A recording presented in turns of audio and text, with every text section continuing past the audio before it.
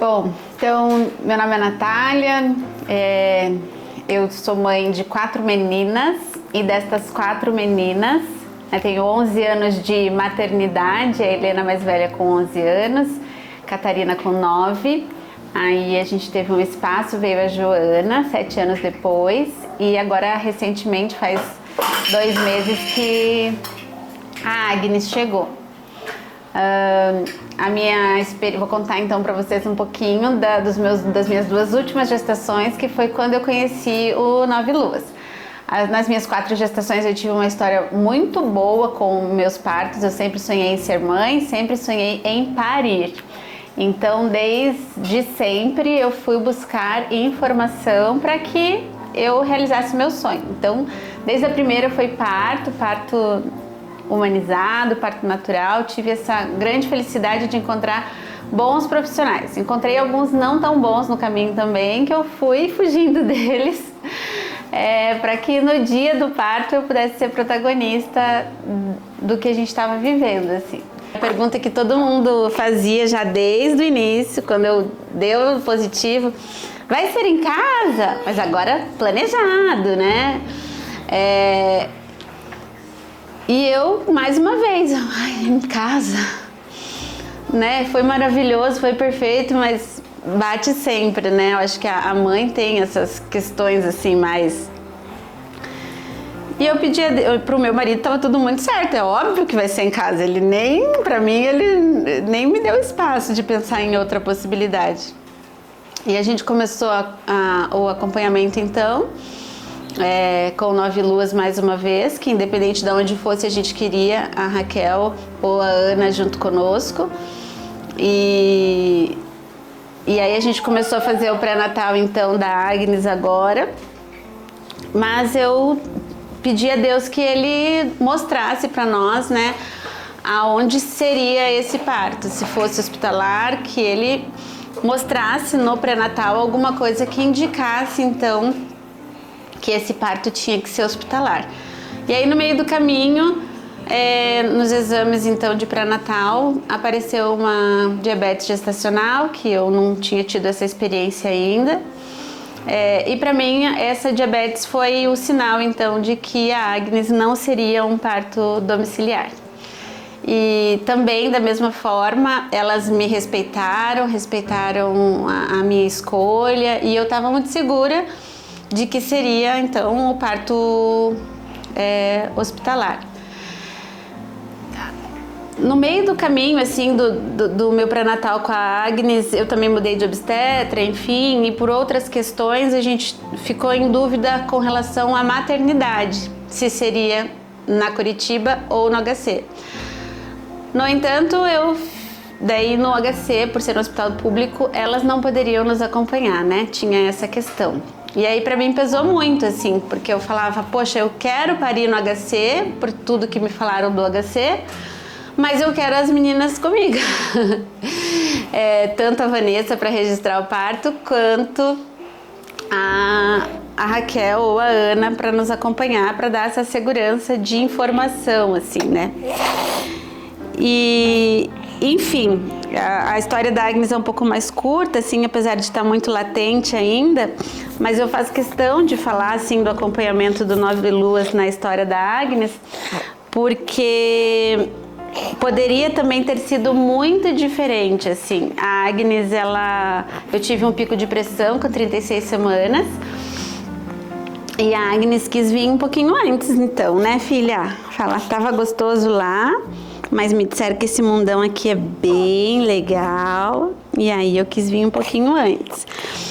E eu não tinha noção do que era um pico de pressão, assim. Eu ouvia falar em eclâmpsia, pré-eclâmpsia, sabia que podia ter um desfecho muito ruim, mas eu não estava preocupada com isso, assim. Mas o meu marido, como a gente foi para o hospital para medir a pressão e lá a gente ficou, ele ficou muito desesperado, ficou muito nervoso.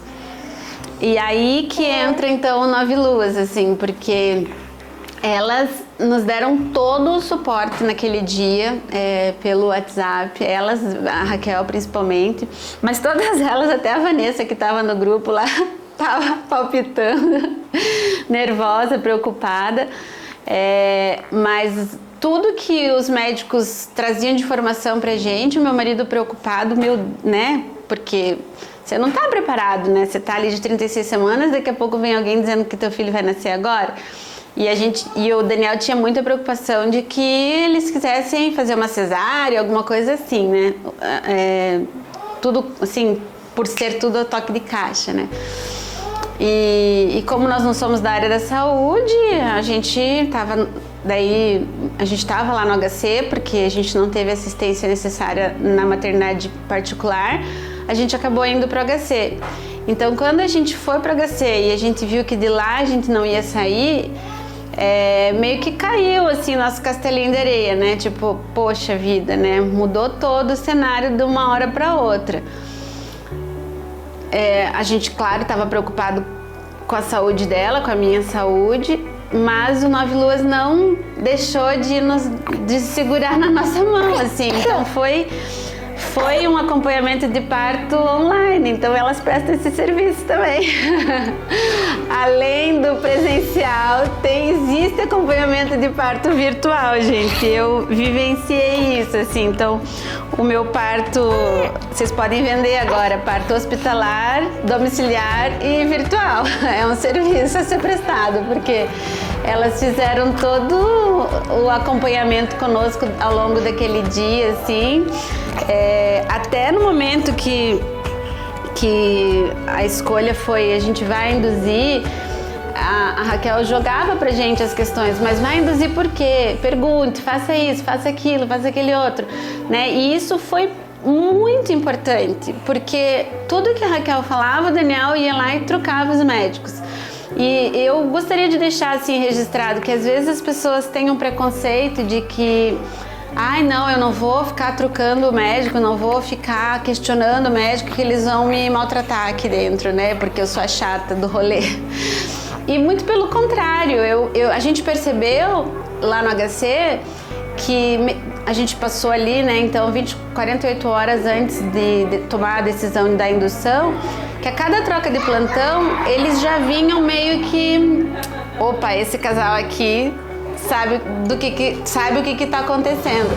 Então eles não colocaram nada pra gente, assim, na mesma, vai ser assim. Eles vinham, todas as equipes, os residentes, eles já vinham, né, com muita informação, porque eles sabiam que a gente estava com respaldo. E é claro que a gente também não foi tolo de dizer que a gente tinha uma enfermeira ali, mas teve um momento até que uma residente olhou para o Daniel e falou: você é da área da saúde?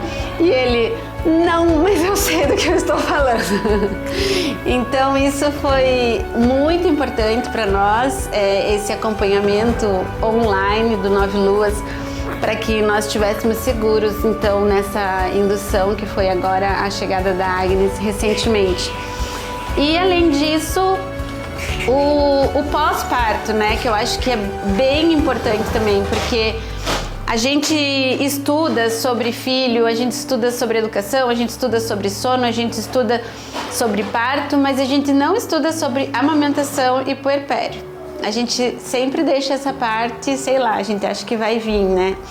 Então eu agora, na 4ª gestação, fui pedir socorro para elas com relação à amamentação. Porque a gente está muito sensível. Então quando a gente vê ali o peito explodindo, a gente não sabe o que fazer, a gente precisa de ajuda. Então eu nunca tinha feito laser e agora elas foram lá fazer a aplicação de laser para mim no pós-parto da Agnes. Cada filho é um filho, cada mãe é uma mãe e eu sou uma mãe diferente da Agnes, né? Eu fui a mãe de 28, de 30, de 37 e agora a mãe de 39. Então, a cada fase da minha vida, uma mãe diferente e eu precisei de suporte diferente em cada estágio desse. Uma coisa que é muito legal também sobre o parto domiciliar, que falta muita informação, inclusive para os médicos, que quando eu levei Joana na pediatra, a primeira coisa que ela falou foi: quem fez o teste do coraçãozinho? E aí a enfermeira. E isso aqui? A enfermeira. Isso aqui?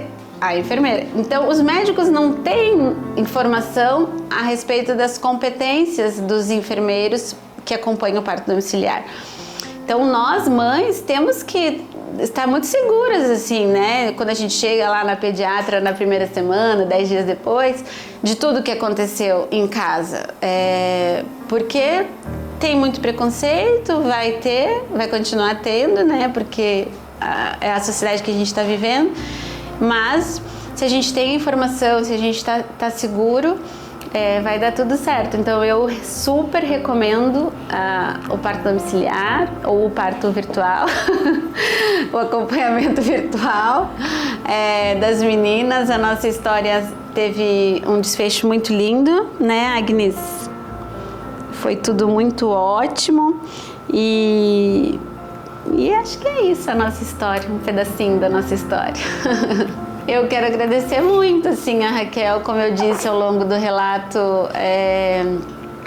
esse respeito, né, pela nossa história, assim, isso é a coisa que mais marca a minha vida, assim, realmente, porque a gente, foi graças a você, realmente, ao teu sim, que a Joana nasceu em casa, porque você poderia ter mudado a nossa história numa curva, assim, de que por uma escolha num primeiro momento nosso lá, de vai ser hospitalar, mas na hora ali eu mudei de ideia. Então a tua profissão é muito linda, a tua vocação, a tua missão de... Eu não sei nem achar a palavra certa, assim, sabe, Raquel? Porque você realmente oportunizou algo para nós naquele dia, naquele 10 de dezembro ali, que mudou a história das minhas filhas mais velhas, que viram que parir não é o fim do mundo, né? Elas puderam ver que nasceu o bebê, passou toda a dor, né? Uma história linda realmente que a gente viveu na nossa casa. E elas puderam ver. Então, assim, ressignificou a história, assim, das minhas vizinhas ali, que viram, né, que não precisa urrar feito uma ovelha no matadouro. Então, tudo isso eu consegui viver um parto praticamente sem dor em casa. Agora com a Agnes também, né, um processo. Então, eu agradeço muito a você, que foi graças a você que eu consegui ter um parto sem analgesia. Enfim, eu vivi o parto natural, normal, humanizado, recheado, com tudo que tinha direito ali, com muita ocitocina, com todos os hormônios bons realmente, e sem laceração, sem rasgar nada, sem todas essas histórias tristes que a gente escuta, e com doença autoimune. Obrigada. Obrigada. Siga firme, precisamos de você na medicina, na saúde. Obrigada.